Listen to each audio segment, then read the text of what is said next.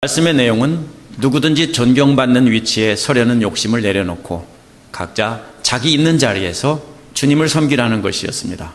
그래서 주를 위해 내려놓으라는 제목이었습니다. 독신주의자나 할례자나 자유민이 되려는 이유는 교회 안에서 존경받는 사람의 그룹에 서고 싶어서였습니다. 이러한 욕구는 당시 세상 사람들의 일반적인 욕구였었습니다. 하지만 바울은 어떻게 하면 존경받을까를 생각할 것이 아니라 어떻게 하면 많은 사람들을 구원할까 생각한 사람이었습니다.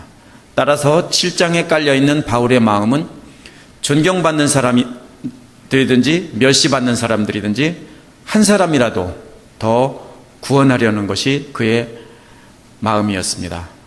바울의 삶을 지배했던 생각은 어떻게 하면 한 사람이라도 더 주님 앞으로 인도할까 하는 거였습니다.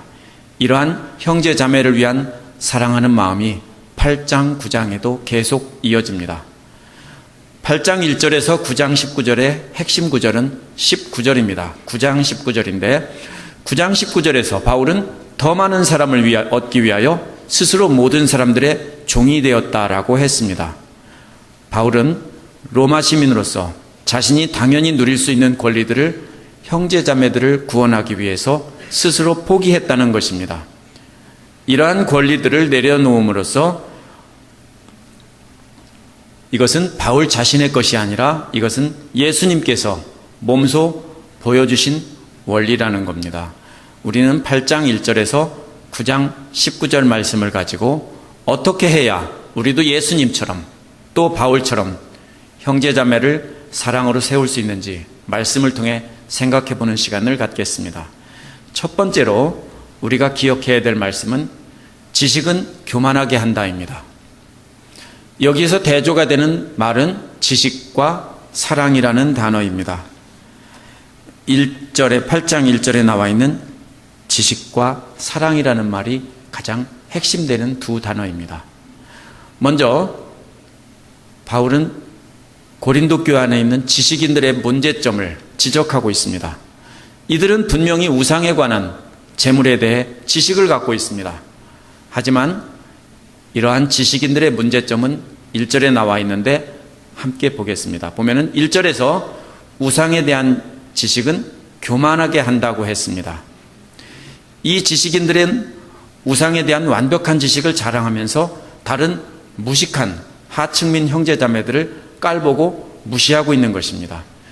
이들에게는 다른 형제들을 배려하는 사랑의 마음이 없었습니다. 이들은 이러한 지식보다는 형제를 사랑하는 마음이 더 필요했던 것입니다. 이러한 사랑을 통해서 약한 형제들을 믿음으로 바로 세울 수 있었던 것인데 이들은 그것을 몰랐던 것입니다. 이러한 지식인들의 잘못을 깨닫기 위한 바울의 충고는 2절과 3절에서 계속되고 있습니다. 2절에서 누구든지 안다고 생각하는 사람은 마땅히 알지 못한다라고 했는데 이 말은 한참 더 배워야 한다는 뜻입니다. 문자적으로 뭘 더 배워야 한다 하냐면은 3절에 보면은 하나님을 사랑할 줄 알아야 제대로 아는 것이라는 것입니다. 따라서 고린도 교회의 지식인들은 아직도 하나님을 사랑할 줄 모르는 것이 문제라는 것입니다.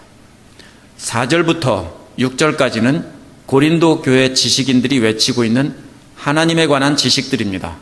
우리가 읽을 때 이것이 누가 한 말인지 누구의 말인지를 구별이 안 되어 있기 때문에 그거를 혼동하면은 엉뚱한 소리를 하게 되어 있습니다. 오늘 댁에 가서 인터넷에서 많은 목사님들의 설교를 찾아보면 이 구절을 잘못 이해하고 있는 분들이 많다는 것을 알 수 있습니다. 이것은 바울 사도의 말이 아닙니다. 4절부터 6절까지는 고린도 교회의 지식인들이 외치고 있는 말입니다. 자, 내용이 뭡니까? 이 내용은 세상에는 많은 신과 주들이 있지만 이런 것들은 다 아무것도 아니고 하나님 한 분만이 참된 신이라는 것입니다. 많은 신은 그리스인들의 토박이 신을 말하고요. 많은 주는 페르시아에서 수입한 수입신들을 말합니다. 주와 신은 다 같이 이방 신들을 말하는 것입니다. 이것들은 다 가짜고 하나님 한 분만이 진짜다. 맞죠? 이들의 이러한 지식은 완벽한 지식입니다. 이들의 하나님의 지식에 관한 핵심은 6절에 있습니다. 6절의 내용을 두 가지로 요약할 수 있습니다. 만물은 하나님에게 났는데 하나님이 만물의 창조주이고, 또 만물이 그리스도로 말미암아 났다는 말은 만물이 그리스도를 통해서 왔다는 말입니다. 완벽합니다. 흠잡을 데가 없습니다. 하지만 이들이 이렇게 말하는 이유는 바로 자기들이 먹는 고기 때문입니다. 자, 하나님은 한 분뿐이고 세상의 많은 그리스 신들과 페르시아에서 수입한 신들까지도 다 잡신들이고 존재하지도 않는 것이고 아무것도 아니야. 하나님 한 분만이 이 세상의 창조주고 모든 만물이 우리를 포함해서 다 그리스도를 통해서 왔어. 참 똑똑합니다. 신학적으로 아무 문제가 없고요. 훌륭합니다. 하지만 이들의 이 말은 교만한 마음에서 온 것입니다. 자기들이 그렇게 지식을 갖고 있기 때문에 우상의 신전에서 고기를 먹어도 아무 문제 없어. 왜? 저런 신들 아무것도 아니야. 하나님 한 분만이 신인데 저런 신들이 무슨 소용이 있어. 그러니까 우상의 신전에서 고기 먹어도 돼. 바로 이러한 주장입니다. 이러한 주장의 문제점이 뭡니까? 바로 형제자매를 생각하고 사랑하는 마음이 없었던 겁니다. 그래서 이들에게 바울 사도는 두 번째로 사랑은 형제자매를 세운다라는 것입니다. 이들에게는 사랑이 없었습니다.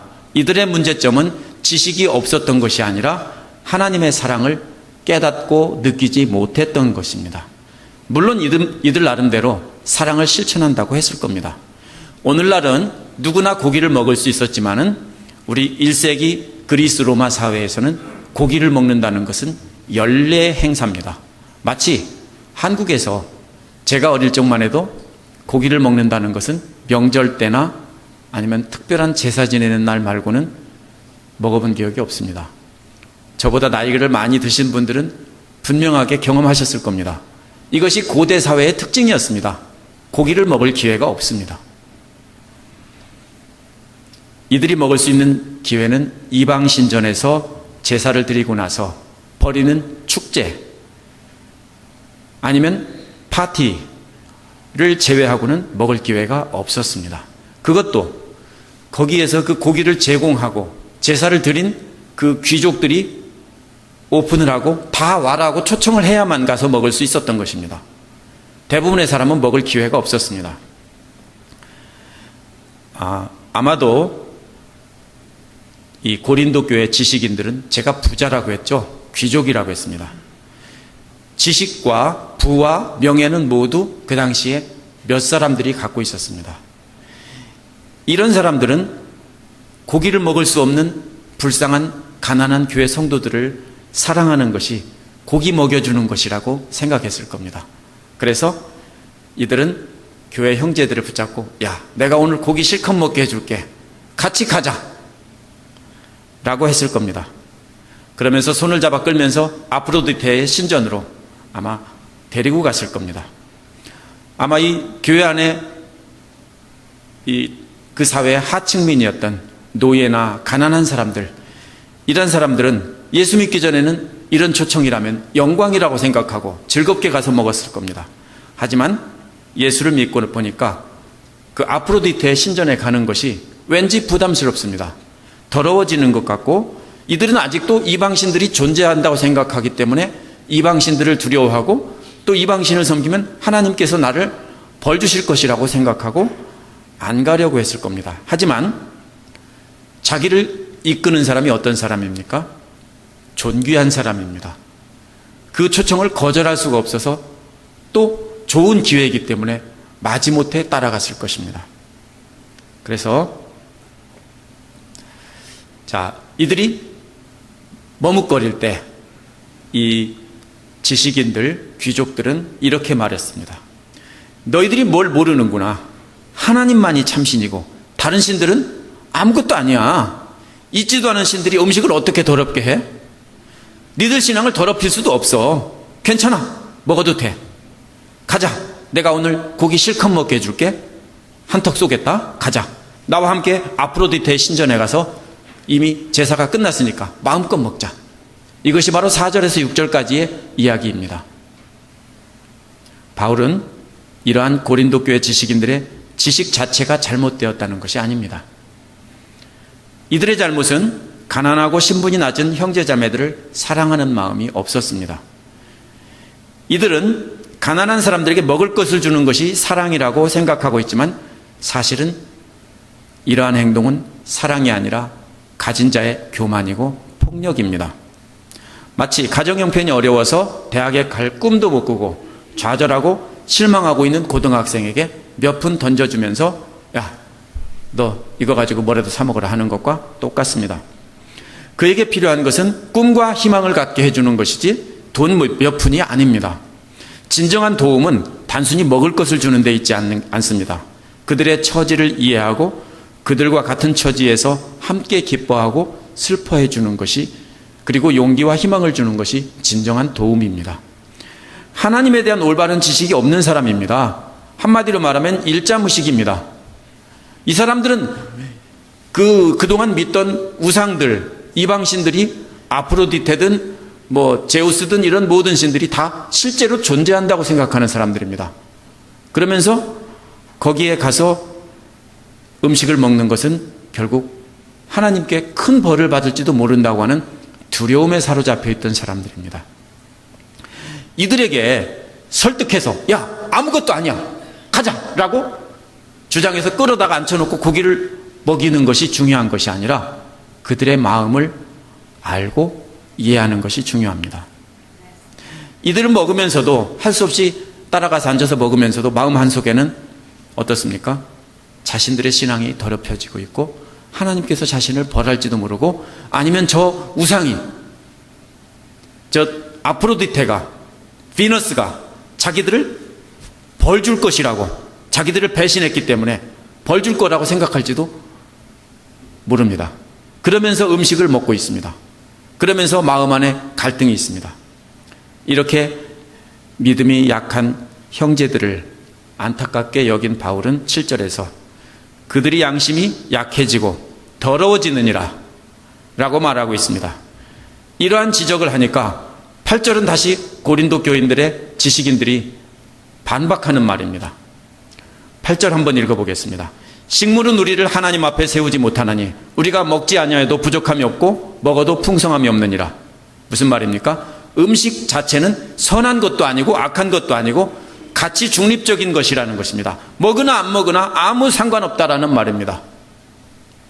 바울 사도가 음식 때문에 믿음이 약한 형제들이 양심이 약해지고 더러워진다고 하니까 음식은 아무것도 아니다, 먹어도 그만 안 먹어도 그만, 음식 때문에 더러워지는 것도 아니고 깨끗해지는 것도 아니다. 맞죠? 맞는 지식입니다. 음식은 사람의 영혼에 아무런 해를 끼치지 못한다. 맞습니다. 아멘입니다. 하지만 이들의 문제점은 형제들을 사랑하는 마음이 없었던 것입니다. 이들의 주장은 사랑하는 마음이 없었습니다. 제가 대학에 다니던 70년대 말까지만 해도 가정에 수세식 화장실이 있는 집은 부잣집입니다. 대부분이 없었습니다. 푸세식 화장실에 있는 집에서 저도 살았는데 밤에 화장실 갈 때면 제 아내나 아니면 제 아들이나, 우리 아들 어렸을 때 얘기입니다, 무섭다며 꼭 함께 가자고 했습니다. 특히 추운 겨울날이면은 한밤중에 자고 있는데 화장실 가야 되겠다고 깨우면은 참 짜증납니다. 가기 싫죠. 이렇게 말하고 싶습니다. 이 세상에 귀신은 없어. 옛날 얘기에 나오는 빨간 종이를 줄까 파란 종이를 줄까 하는 그런 귀신 없어. 또 이 동네에는 마음이 착한 사람들, 다 앞집 뒷집 다 좋은 사람들만 살아. 아무 문제 없어. 그냥 혼자 갔다 와. 뭡니까? 지식입니다. 이것이 다 맞는 말입니다. 내 말이 다 맞다고 해도 저는 하품을 하면서 일어나서 화장실 앞에서 덜덜 떨면서 보초를 서야 했습니다. 화장실 안에서는 내가 계속 서 있는지 계속 부릅니다. 아빠 밖에 있어? 아니면 여보 밖에 있어? 이렇게 물어봅니다. 그러면 응 하고 대답을 해줘야 됩니다. 왜 그렇게 했을까요?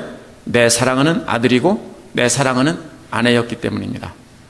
내 주장이 아무리 맞다고 해도 그것은 옳지 않습니다. 내 사랑하는 아내이고 내 아들이기 때문에 가서 안심시켜줘야 됩니다. 사랑하는 가족에게 괜찮다니까 왜 바보같이 굴어? 하고 소리치는 것은 사랑이 아닙니다.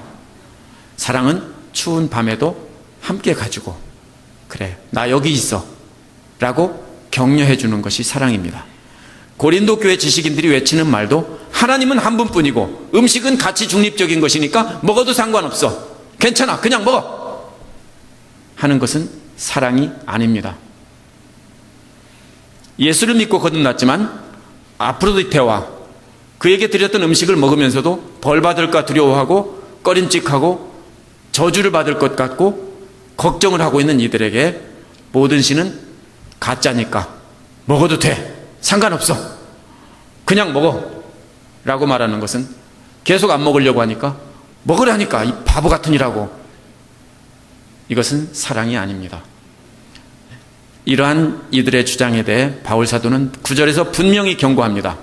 그런 적이 아니라 원문에서 정확히 번역하면 그러나입니다. 너희들이 그렇게 말하지만 그러나 조심하라. 너희들이 말이 맞다. 하지만 그러나 조심하라. 너희들의 자유 때문에 약한 사람들이 넘어진다. 10절에서 그 이유를 설명합니다. 너희들 지식인들은 아무렇지도 않게 우상의 신전에 기대어 누워서 음식을 먹는다고 하지만 너희들이 거기서 먹는 것을 보면 지식 없는 사람들은 용기를 얻어 우상의 음식을 먹고 진짜로 우상 숭배에 빠진다는 것입니다. 자, 이들 지식인 귀족들이 이방인 신전의 식당에 특별석에 앉아서 거기에 마련된 소파에 기대어서 누워서 음식을 먹었을 겁니다. 10절에 앉아라는 말은 정확히 말하면 기대어 누워라는 말입니다. 하층민들은 신전에 가도 기대어 누울 수 없습니다. 그냥 신전뜰에 쭈그리고 앉아서 주는 음식 먹어야 끝입니다. 그 안에 기다란 소파에 기대고 누워서 큰 방에 겨우 서너 명, 많이 들어가야 5명 정도 들어가는 방입니다. 그런 방에 기대어 누워서 음식을 먹고 있다는 말은 이 사람들이 신분이 아주 높은 사람들이라는 걸 나타냅니다. 자, 이들은 고린도 그 시에 유력한 사람들입니다. 이들은 비스듬히 누워서 기대어 누운 채 여장을 한 10대 소년들이 날라주는 고기와 술을 즐깁니다. 이들은 1차 파티는 고기를 먹는 것이고요. 이제 고기를 다 먹은 뒤에 2차 파티로 술을 마시는데 술을 가져다 주기를 기다리고 있습니다. 아직 수염 나지 않은 10대 소년들이 여장을 한 채 술시중을 듭니다. 왜냐하면 이런 파티에는 남자만이 갈 수 있고 여자는 참석할 수 없습니다. 이런 모습이 당시 사회에 존귀한 사람이었다는 것을 나타냅니다. 신전 식당에서 기대에 누워서 음식을 먹는 것은 마치 상류층 사람들이 사교 모임에 참석하는 것과 같습니다. 특별한 사람만 그런 자리에 참석합니다. 마치 오늘날 이곳에서 미시시피 주지사가 특별한 귀빈을 초청해서 만찬을 베푸는데 그 자리에 안 가는 것과 똑같습니다. 이들이 그런 자리에 안 가는 것은 귀족 사회에서 왕따가 될 수밖에 없습니다. 자, 그러면 왜 이들이 이렇게 외치는지 알 수 있겠죠. 이 세상의 신은 한 분뿐이고 다른 신들은 다 가짜다. 우상에게 드린 음식도 똑같은 음식이고 아무것도 아니다. 우상에 드린 음식은 더럽혀질 수 없다. 이렇게 말하는 것은 가난한 형제들을 배려해서 하는 말이 아닙니다. 이 말은 자신들이 신전의 귀빈실에서 음식을 먹는 것을 거기에서 사교 모임에 참석하는 것을 포기하기가 싫어서 자신들이 하고 있는 것을 합리화하는 말입니다. 자신들의 지식을 가지고 자신들을 방어하고 있는 것입니다. 이들이 누리고 있는 특권들을 포기하는 것이 너무 싫기 때문에 가난한 하층민들, 출신들을, 성도들을 변론하는 것처럼 이렇게 말하고 있는 것입니다. 이들의 주장에 대해 11절, 12절에서 바울 사도는 애끓는 심정으로 호소하고 있습니다. 11절, 12절을 함께 읽어보겠습니다. 그러면 내 지식으로 그 약한 자가 멸망하나니 그는 그리스도를 위하여 죽으신 형제라. 이같이 너희가 형제에게 죄를 지어 그 약한 양심을 상하게 하는 것이 곧 그리스도에게 죄를 짓는 것이니라. 이들이 우상에게 드린 음식이 다른 음식과 다를 바가 없다라고 말하는 그 지식 때문에 믿음이 약한 사람들은 그런 지식이 없어요. 아무리 설명해도 이해를 못해요. 그냥 더러워지고 우상숭배하고 있다고 생각하고 어차피 더러워진 것, 그냥 우상숭배하자. 이렇게 된다는 겁니다. 그리고 이들은 바로 누구냐면은 그리스도께서 십자가에 달려 돌아가시면서까지 구한 사랑하는 형제라는 겁니다. 그런데 너희들이 잘못해가지고 그들을 멸망하게 하고 죄에 빠지게 한다는 겁니다. 이것은 곧 그리스도에게 죄를 짓는 것이라는 것입니다. 13절에서 바울은 만약 음식이 주께서 십자가의 죽음으로 구하신 형제들을 넘어지게 한다면 평생 고기를 안 먹겠다라고 했습니다. 앞에서는 우상에게 드린 제물이라고 계속 말하다가 갑자기 13절에서 처음으로 고기라는 단어를 사용합니다. 왜 그랬을까요? 사실 바울이 문제 삼고 있는 것은 고기가 아닙니다. 우상의 신전에서 고기를 먹는 것을 문제 삼은 것입니다. 당시에 고기는, 시장에서 나와 있는 고기는 대부분 다 우상에게 드렸던 제물입니다. 우상의 신전과 시장은 붙어 있습니다. 이것은 그리스든 로마든 어느 도시에 가든 마찬가지입니다. 대부분 보면은 그 포럼이라는 곳에 정치적인 건물도 있고 신전도 있고, 신전 옆에는 바로 뭐가 있냐면 시장이 있습니다. 신전에서 드린 음식이 바로 시장으로 나갑니다. 시장에서 고기를 사다 먹는데 대부분 먹을 수밖에 없습니다. 고기 자체가 잘못된 것이 아닙니다. 우상에게 드렸던 제물이 문제 있는 것도 아니라는 것도 압니다. 하지만 만약에 우상의 신전에서 고기를 먹는 것 때문에 형제가 죄에 빠진다면 나는 시장에서 파는 고기조차도 안 먹겠다는 겁니다. 그것도 혹시 저들은 믿음이 약해서 이것도 우상에게 드렸던 고기인데 라고 생각해서 시험에 빠질까 봐 자기는 평생 고기를 안 먹겠다. 왜? 사랑하는 형제들 때문에 자기가 고기를 먹을 권리를 포기하겠다는 것입니다. 사랑은 단순히 먹을 것을 주는 것이 아닙니다. 사랑은 지식으로 설명하면서 똑바로 알으라고 외치는 것도 아닙니다. 사랑은 추운 겨울 한밤중에 일어나서 화장실에 함께 가주는 것과 같습니다. 우상의 신전에서 고기 먹는 것 때문에 시험에 빠지는 형제가 있다면 옳고 그른 것을 따질 것이 아니라 그 형제들을 위해서 먹지 않는 것이 사랑입니다. 사랑은 먹을 것을 주는 것이 아닙니다. 형제 자매를 마음을 이해하고 싫어도 참는 것이고 자기 유익을 위해서가 아니라 형제를 자매를 세워주기 위해서 함께 해주는 것입니다. 이러한 사랑이 형제를 믿음으로 서게 하고 교회를 바로 서게 한다는 것입니다.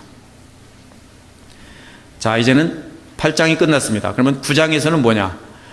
9장에서는 바울 사도가 말하고 있는 것은 자기는 이미 내려놓았다입니다.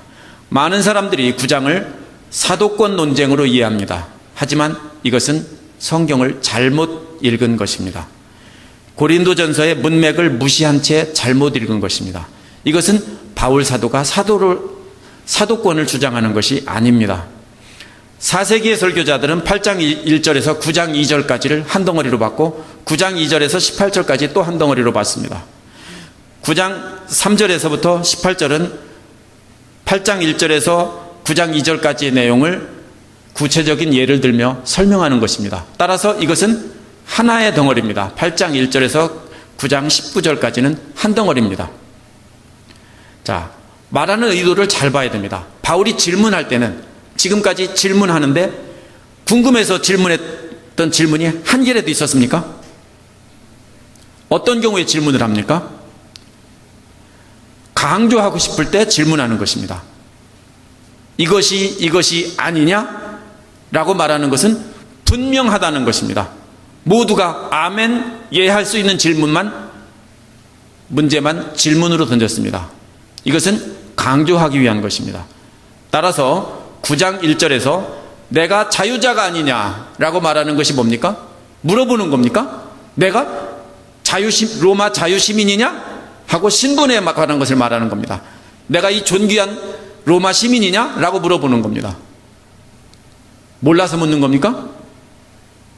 아무도 아니라고 할 사람 없습니다. 모두가 다 맞다. 바울이 또 내가 사도가 아니냐? 이 질문을 어떤 학자들은 이렇게 이해합니다. 아, 바울이 사도가 아니라고 공격하는 사람이 있기 때문에 바울이 내가 사도가 아니냐라고 물어봤다? 진짜 실수하는 겁니다. 뭡니까? 모두가 다 사도라는 걸 인정합니다. 당연하다라는 것입니다. 모두가 사도라는 것을 인정합니다. 왜 묻습니까? 자, 고린도 교회 지식인들이 알고 있는 하나님과 우상에 관한 지식은 너희들보다는 내가 한 수 위야. 자, 보세요. 거기에 뭐라고 나옵니까? 주 안에서 행한 나의 일이 너희가 아니냐. 즉 너희들이 알고 있는 모든 것이 다 내가 가르쳐 준 거다 이 말입니다. 내가 사도가 아니냐. 너희들 모든 것을 다 내가 가르쳐 주지 않았느냐. 너희들 가진 그 지식도, 하나님에 관한 지식도 누가 가르쳐 준 거냐? 내가 가르쳐 준 거다는 말입니다. 바울 자신이 사도라고 말하고 있는 것은 사도가 기냐 아니냐를 논쟁이 아니라 당연히 사도인데 그 말은 모든 그 하나님에 관한 지식이나 말씀의 권위가 자기에게서 나갔다라는 것입니다. 근데 왜 내 앞에서 하나님에 관한 지식 이야기하느냐? 번데기 앞에서 주름 잡냐? 이 말입니다. 주 안에서 나의 행한 일이 너희가 아니냐? 질문도 역시 너희들이 알고 있는 모든 지식을 다 내가 가르친 것이 아니냐라는 것입니다. 따라서 바울은 이런 질문을 한 것은 지식으로 보나 신분으로 보나 하나님에 관한 지식으로 보나 아니면 사회적인 신분으로 보나 너희들보다 내가 부족할 게 뭐가 있냐 이 말입니다. 우리가 성경을 읽으려면 앞뒤 문맥을 잘 봐야 합니다. 제가 묵상할 때도 늘 앞뒤 문맥을 보라는 것이 바로 이런 이유입니다. 이것을 딱 끊어서 읽으면 엉뚱하게 오해할 수 있습니다. 자, 3절에서 이제 바울은 피고인석에 앉아 있고 고린도 교회에서 우상의 음식을 먹는 것이 정당하다고 주장하는 사람들은 검사의 자리에 앉아 있습니다. 그림이 그려집니까? 바울은 그런 말을 말하고 있는 겁니다. 3절은 자신은 피고석에서 저들이 서 있고 고린도 교회 지도자들은 검사의 자리에 앉아 있습니다.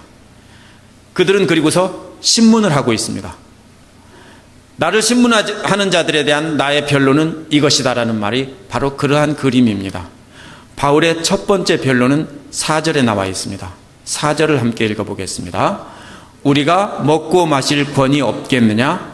우리는 바울과 바나바 이렇게 함께 사역하는 동역자들을 말합니다.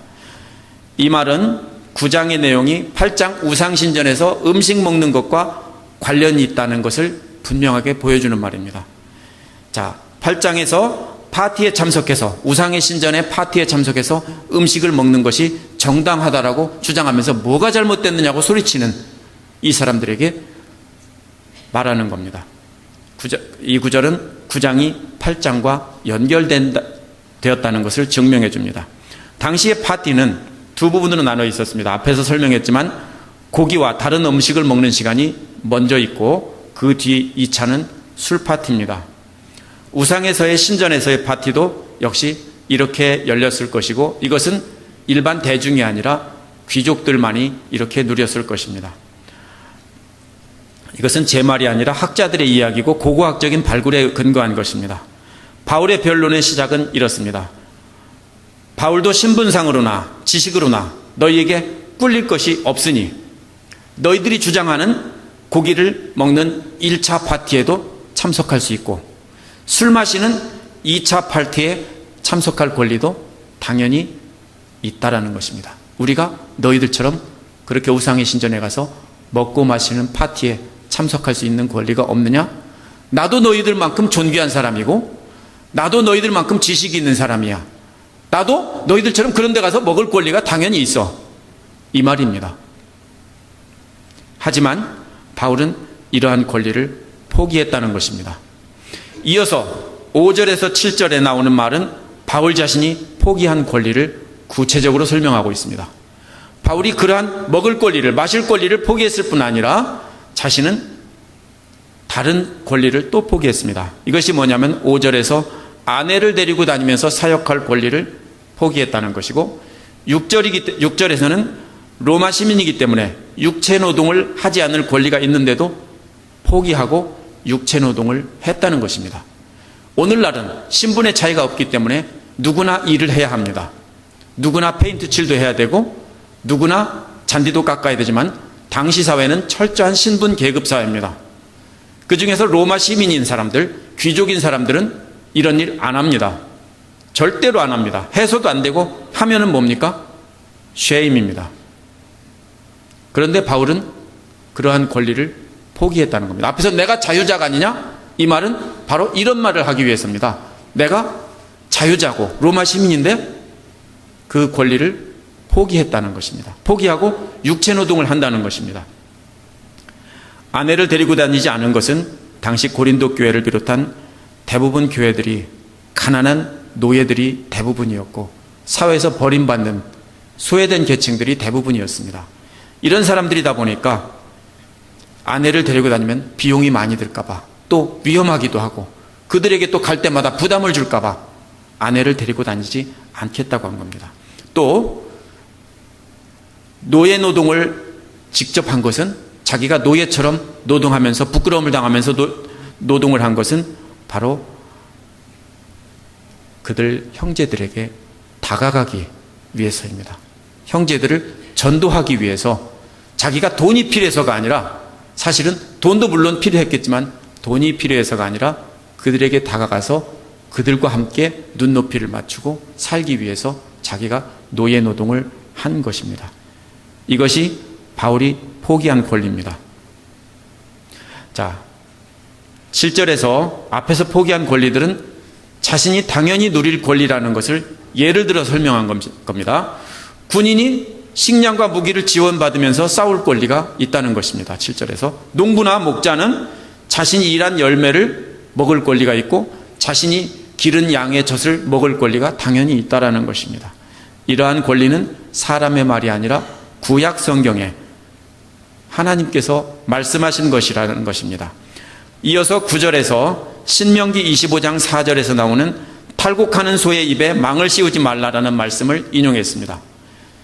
바울이 아내를 데리고 다니며 사역하고 또 일하지 않고 교회 성도로부터 지원을 받아서 생활하는 것도 다 필요한 것을 공급받는 것도 하나님께서 말씀하신 성경에 나와 있는 분명한 권리라는 것입니다. 이것은 바울 사도가 이것을 잘못 이해하면 이렇게 적용할 수 있습니다. 바울 사도가 직접 일해서 돈 벌어가면서 섬겼으니까 오늘날 목사들도 다 일하면서 섬겨야 되고 선교사들도 자기가 버는 것으로 해야 된다. 이것은 잘못된 오해입니다. 이것은 어떤 상황이냐면 바울 사도는 분명히 그것이 맞고 역사적으로 볼 때 계속 그렇게 해왔습니다. 이것은 그런 논쟁이 아닙니다. 이 논쟁은 가난하고 어려운 형제들에게 다가가기 위해서. 자, 로마 시민이고 존귀한 사람이고 사도인 사람이 오면은 감히 어떻게 다가가겠습니까? 엎드려서 머리를 조아리고 아무 말도 못합니다. 그렇겠죠. 그런데 그들에게 전도하기 위해서 어떻게 해야 됩니까?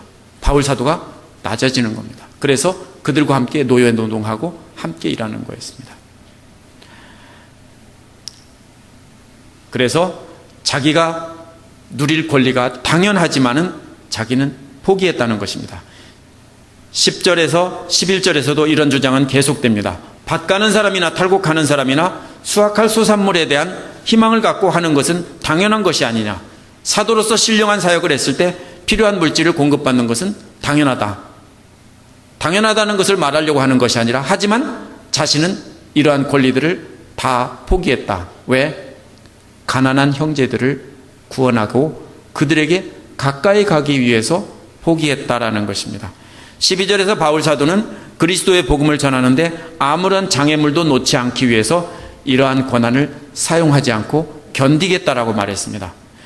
이 말은 8장 13절에서 평생 고기를 먹지 않겠다는 말을 말 바꿔서 다시 말한 겁니다.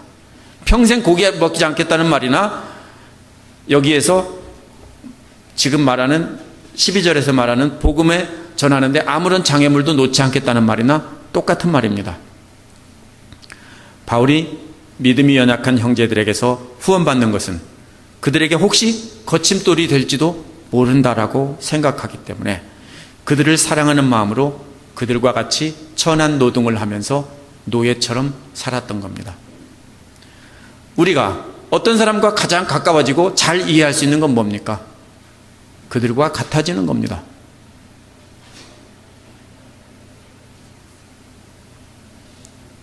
남편이 없는 사람들의 마음은 누가 잘 압니까?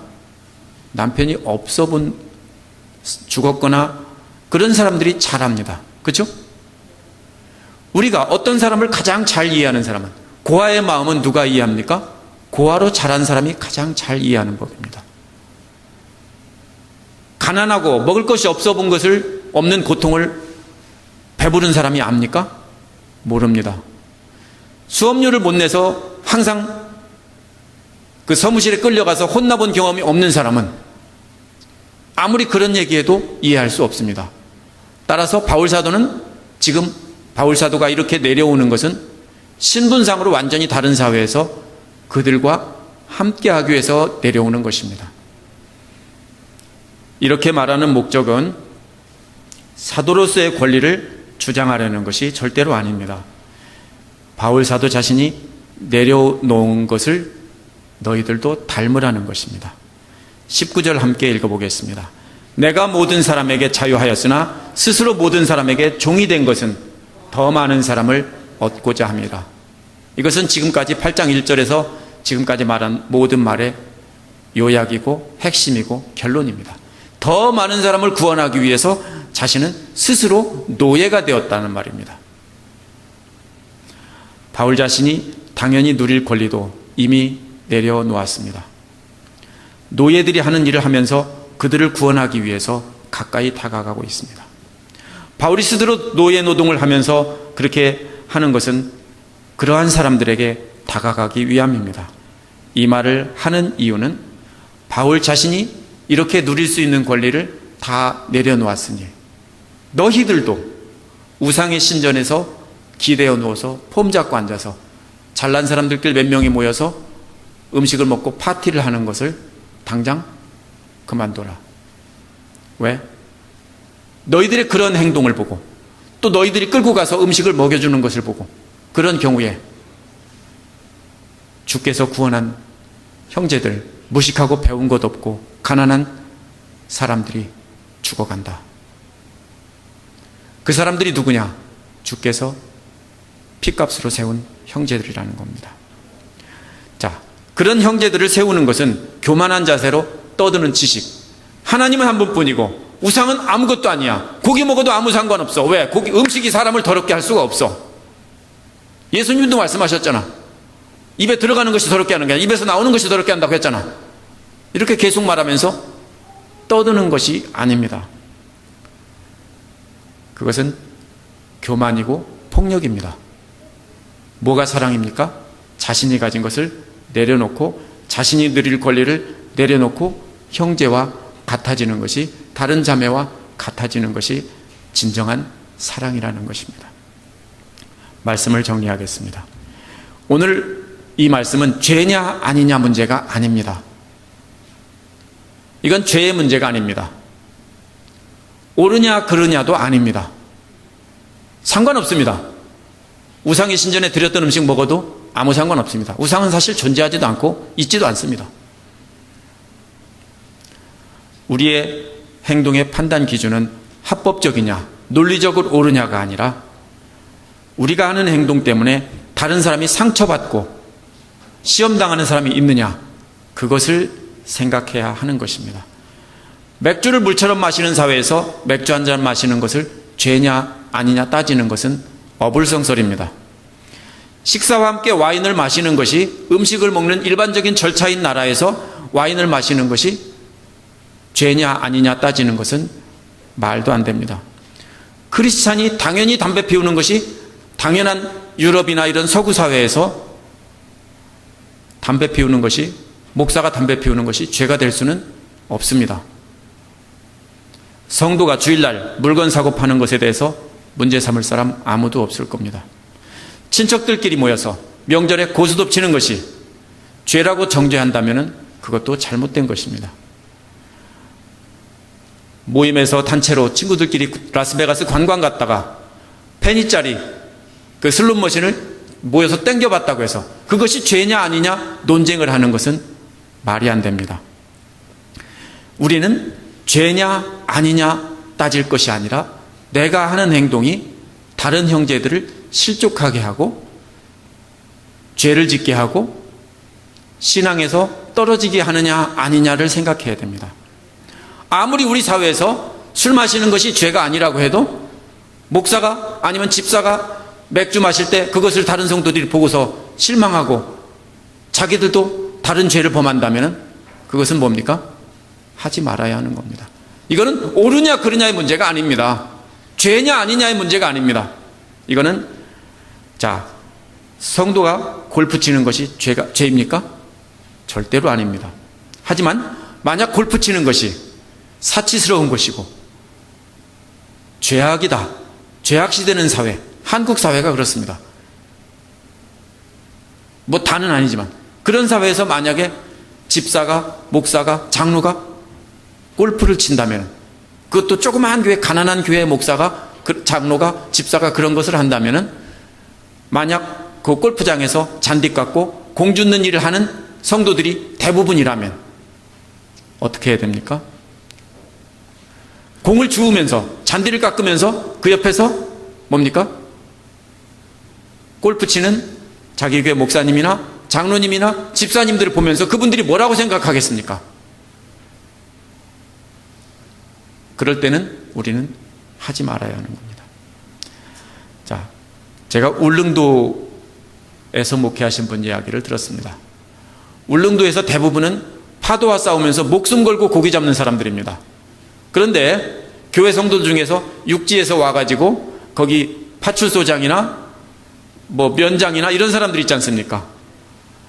이런 사람들은 고기 잡는 것이 생업이 아닙니다.